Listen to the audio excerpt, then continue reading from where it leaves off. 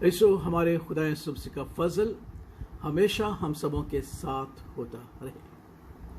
ایسو ہمیشہ اس بات کو یاد رکھیے گا کہ مسیحی زندگی کی ایک نہایت بڑی خوبی ہے، اور وہ خوبی یہ ہے کہ مسیحی زندگی کے دکھ اور سکھ ہمیشہ ساتھ ساتھ ہوتے ہیں۔ مسیحی زندگی کے غم اور مسیحی زندگی کی خوشی، ان دونوں میں ایسی ہم آہنگی ہے کہ جدا نہیں ہوتی۔ جہاں ہمیں غم ہوتا ہے وہاں ہمیں خوشی بھی ہوتی ہے، اور جہاں ہمیں خوشی ہوتی ہے وہاں ہمارا غم بھی ہمارے سامنے رہتا ہے، تاکہ ہم ہمیشہ اپنے دکھوں اور سکھوں میں، اپنے غم اور اپنی خوشی میں اپنے خدا اور اپنے منجی یسوع مسیح میں ہمیشہ اطمینان اور تسلی حاصل کیا کریں، کیونکہ اسی کے کلام کے وسیلہ سے ہمیں یہ سکھایا گیا ہے کہ مسیحی زندگی کے غم اور مسیحی زندگی کی خوشی ہمیشہ ساتھ ساتھ رہتے ہیں۔ they work together, they live together۔ مثال کے طور پر ہمارے خدا یسوع مسیح نے ہم سے یوں فرمایا،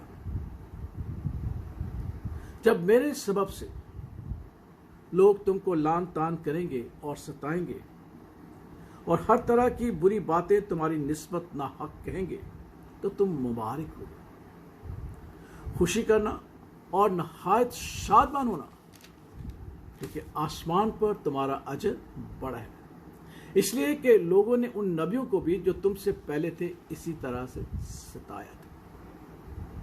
خدا یسوع نے واضح طور پر کہا کہ مسیح زندگی دنیا کی پسندیدہ زندگی نہیں ہے۔ جب ہم مسیح زندگی بسر کرتے ہیں تو دنیا ہم سے دشمنی رکھتی ہے۔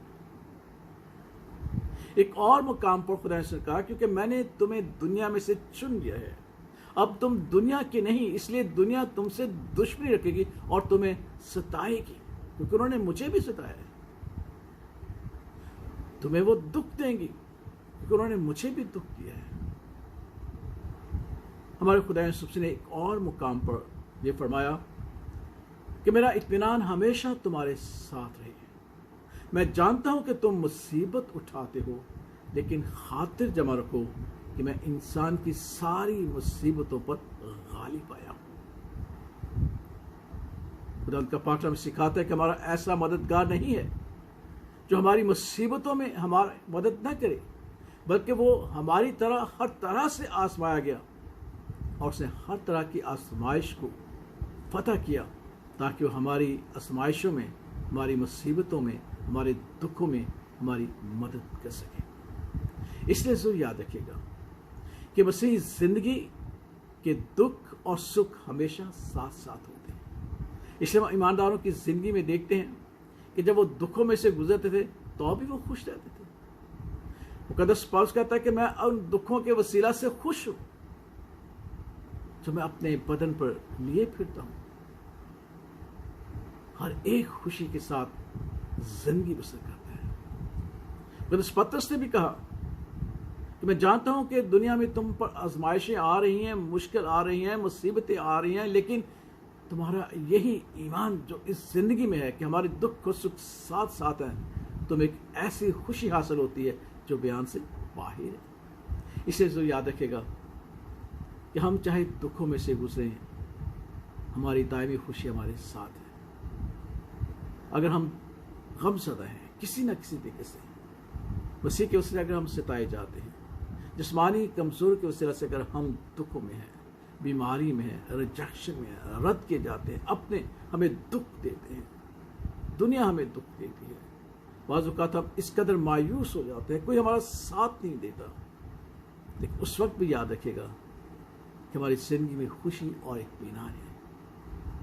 اس لیے جب مقدس پالوس رسول اور سیلاس قید خانے میں تھے، کوڑے لگے ہوئے تھے، نچلے حصے میں ان کے پاؤں کاٹ پہ ٹھکے ہوئے تھے، دکھ تھا، غم تھا، لیکن اس کے ساتھ ساتھ ان کی زندگی میں ایک دائمی خوشی تھی، اس لیے وہ حمد و ثنا کر رہے تھے اور خدا ان کا عجیب کام ان کے سامنے ظاہر ہوا۔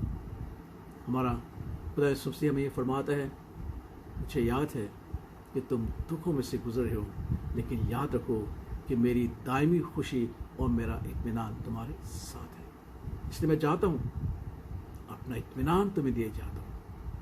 مجھے معلوم ہے کہ تم دکھ سہتے ہو، لیکن میرے اطمینان کے باعث خوشی اور شادمانی بھی حاصل کرنا، کیونکہ تمہارا اجر آسمان پر پڑا۔ اس لیے اس بات کو یاد رکھے گا کہ مسیحی زندگی کی ایک خاص خوبی ہے کہ ہمارے غم اور ہمارے دکھ، ہماری خوشی اور شادمانی، ان میں ایک ایسی ہم آہنگی ہے جس کی وجہ سے ہم مسیحی زندگی بسر کرتے ہوئے ہمیشہ خدا کی تعریف اور ستائش کرتے ہیں۔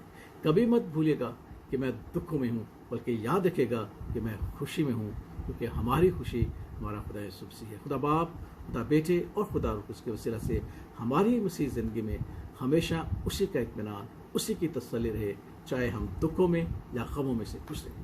اس کو یاد رکھے گا کہ آنے والے دنوں میں مسیحی دکھوں کے حوالے سے چند باتیں کروں گا کہ ہمارے دکھ، ہمارے غم، ہمارے درد کس طریقے سے ہمارے لیے اور دوسروں کے لیے خوشی اور شادمانی کا باعث ہے۔ خدا اس کلام کے وسیلہ سے ہم سبوں کے ساتھ ہو اور ہمیں برکت بخشے، آمین۔